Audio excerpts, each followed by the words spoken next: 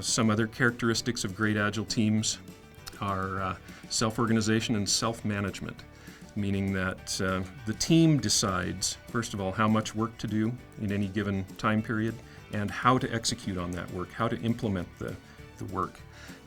Part of self-organization and self-management is the team is presented with problems, and then the team devises the solutions to those problems.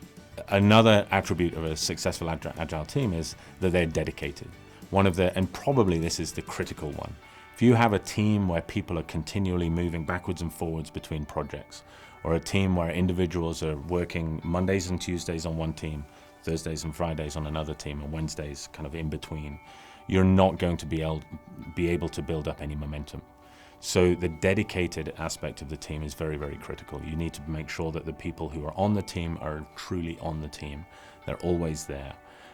And that means that you move the variability, not from moving people backwards and forwards between teams, but you move that variability up to the projects, up to the work that goes into the teams. You keep the teams stable, and you vary the work that those teams have to work on depending on the projects that the organization has to deliver. The one of the Scrum values that doesn't show up, at least in the top 20 or so of the attributes from my students, is courage, which to me is interesting because I view that as a really, really important aspect, especially on agile teams, and even more so in an organization that's making the change to introduce agile methods. So going from traditional development to agile development really can require a lot of courage because it's a change in mindset, it's a change in behavior, and in many organizations it's a shift in the overall culture of the organization, and it takes courage to make that happen.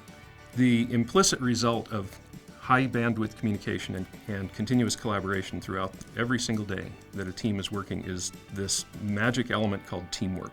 That's the true differentiator between a team and a group of dissociated individuals simply aiming at the same goal but not really sharing a vision of what that goal means.